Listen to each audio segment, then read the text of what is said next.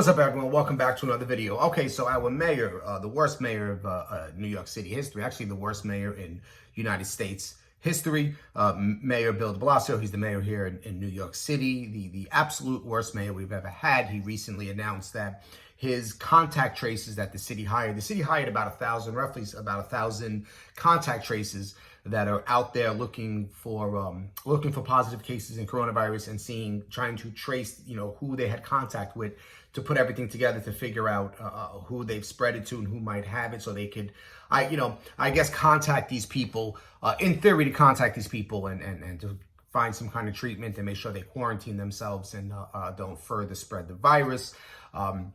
Many people don't like the sound of this. They want to track down these people and force quarantine on them or something. It sounds like a really bad 80s movie, to be honest with you. But De Blasio recently came out and said that this division of contact traces will not ask the new positive cases if they attended a Black Lives Matter protest, if they showed up at a rally or a protest or a loot or a riot. They're not going to ask them that question, but they'll definitely ask them if they went back to work, if they went out into the street, if they were in a large gathering, if they went to a party, if they went to get a haircut, if they had a drink, went out someplace drinking or eating or something like that. The reason they're doing this, first of all, I think De Blasio, he's not a very, very, very smart man. For starters, I would go as far as saying he's a communist. I know he claims to be a democratic socialist. But I would say he's a lot further than that he's a full-on communist. He's not very smart, not a particularly smart person. He is, your typical run-of-the-mill political hack. Somehow, got into office because of our low IQ voters we have here in New York City, and the progressives here that voted for him because they were intrigued and tricked somehow into thinking he was the man of choice. If you remember, when he first ran, he was a city councilman, and he paraded his son Dante all around with the afro and, hey, look, I'm black, vote for my dad. My dad likes black people. This was pretty much the message we got from him. So it was Pander City from him from the very, very, very beginning. He was the picture perfect of virtual singling, with having a black wife who used to be a lesbian. His children are biracial. The daughter had to go away to rehab at one point.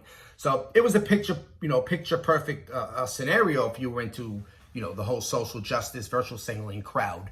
He was your guy for sure. So he easily won the election, and then they voted for him not once but twice. They weren't done with him after the first time, when the people were warning how terrible he was, and they still voted for him. But he's going to have his contact traces not ask that question if they attended a rally or a protest for the George Floyd situation. And the reason why is because they don't want the data. Let's be real. They don't want the data of how much that the virus could have spread, how many new cases you can have, because of people not social distancing themselves, being in a large group, not wearing a mask, not taking proper precautions, out in public, protesting, rioting, and looting, and they contract the virus and spread it to other people. They don't want to put a negative stain on their social justice movement, is essentially what it is. But there'll be plenty of data to show people who contracted the virus, or the uprising of the virus again, because of going out to a park or to a beach or just hanging out. Cuomo just recently blasted New York City because people were out in the street drinking, and bars were opening and restaurants were opening. This is in the Lower East Side of Manhattan, which has always been a party capital, of Manhattan. That's where a lot of people go to just hang out and have a good time and hang out. I think it was the video that they showed was on St. Mark Street in the Lower East Side, where people were out in the street, they were drinking, they weren't social distancing. Restaurants were open, bars were open, and it looked like back to normal again. And Cuomo, he actually tweeted some silly tweet. He said something about 25,000 different complaints or something. The one of his tweets, he said, "Don't make me come down there," like he's some supposed tough guy all of a sudden. He's claiming he might shut everything back down again and have to restart all this all over again if people don't social distance themselves. But where was he when they were protesting? He supported the protesters. So did Mayor De Blasio. These are people that gave a thumbs up and said that these were people exercising the First Amendment, which, yeah, no doubt they are. But just going outside in the street is also our rights. having a drink, going out to eat, just opening the economy, going to work, providing a living for ourselves is also within our constitutional right.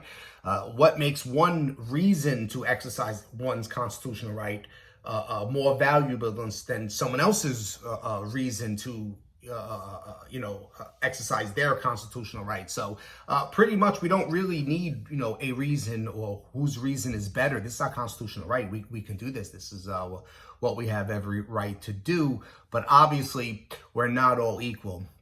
We're not all equal. Or I should say, as George Orwell's Animal Farm will say, we're all equal, but some people are more equal. And that's exactly what you're seeing with the Democrats and with De Blasio and Andrew Cuomo. It's a clear-cut case of what's going on, not only the hypocrisy, but there is definitely, political motivation behind all of this. I mean, this is just basic, basic politics 101. I mean, this is how it works. So I'm just putting out there, see what you guys think. Please like, comment, share, subscribe, hit the bell, and I'll see you guys in the next video.